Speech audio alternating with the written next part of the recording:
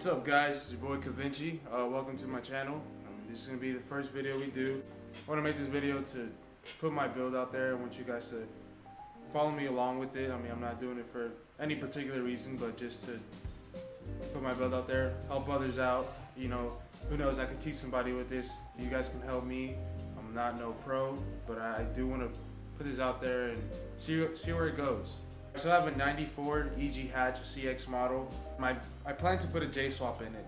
I've seen people do the single cams, B series. Now everybody's doing K series.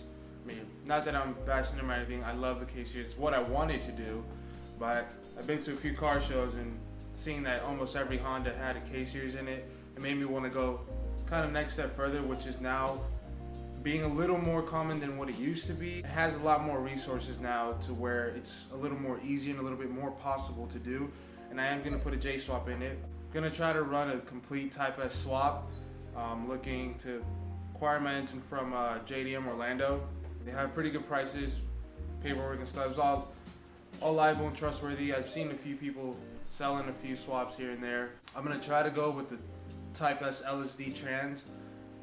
Only issue with that is finding the availability with it. I've checked with H Motors online, and they have a full Type S swap, trans wiring harness, ECU, and the engine itself. But the fact that I don't want to use too many OEM parts because the car is going to get completely rewired. I've spoken to Wireworks to get full stage 2 harness with a mil-spec quick release, complete cabin harness with the fuse box, including the AEM ECU and a switch panel. Also getting full chassis harness for the car.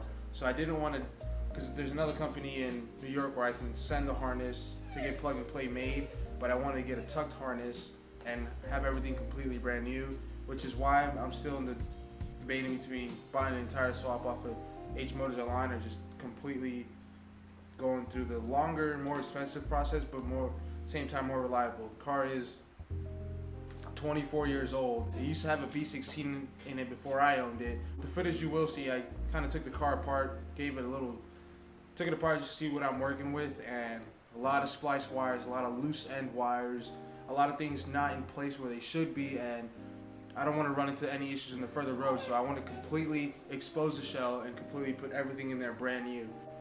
I'm going with the hatch shell because I've always been a hatch guy. My first car ever I built, it was also a 94 Canadian hatch. It was a shell, it was my first car. I wasn't too sure what I was doing with it. I was going to do the whole slam thing. I ran 15x10 diamond steelies on it with negative offset to the max. It was ridiculous, but I never got to drive the car. I had too many issues with it, threw a single cam in it, and at the time it was my senior year of high school, I was only working part-time. A lot of things that I wanted to do to the car were just out of my budget and were not going to be reliable, and it was going to be my daily. So I didn't continue with that, and then I had an issue with the brakes. In the middle of the highway, lost my caliper on my driver's side. I decided to just trade the car after that. I had a coupe. I traded it for EG Coupe in 95. Car was painted with house paint. Didn't know why I made the trade, but it had better suspension, had full interior, a little bit more reliable as far as the ride on it. Quality on the car was ridiculous, so I ended up selling it and just moved on from there. So I am gonna do another hatch. I've always wanted to completely build a hatch, and that's what I'm gonna do. I didn't really put a budget on it either, because it is very pricey.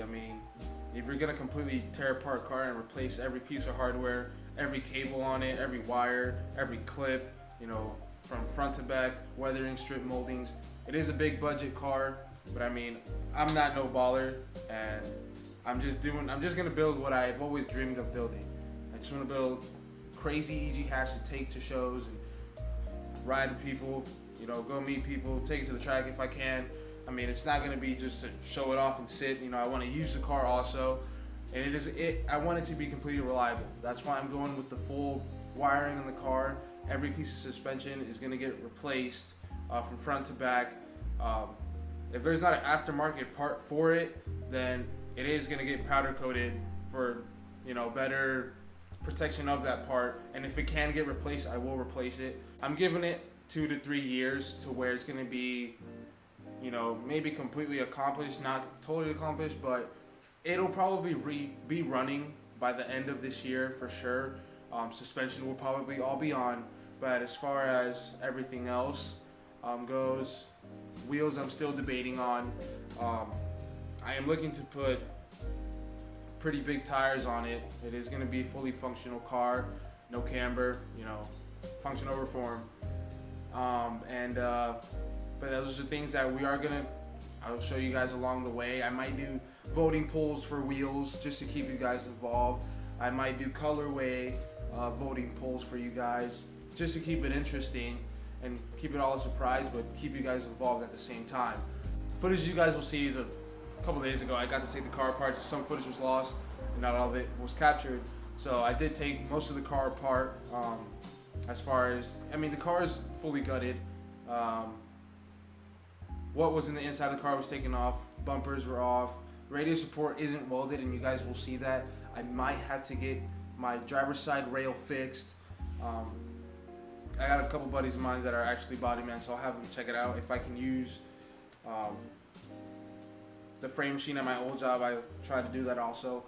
And we'll see how it goes from there. I mean, the car right now is just sitting with no wheels. It still has a suspension on it. Its front end is completely off. The only issue I'm running at right now is figuring out how to open the driver's side door. It is jammed and it's a manual door, so I have to figure out where the lines go to. I mean, I got the lines hooked up, the hard lines hooked up to where it'll turn the key in the latch, but it won't physically open the door. So a couple things I gotta fix here and there.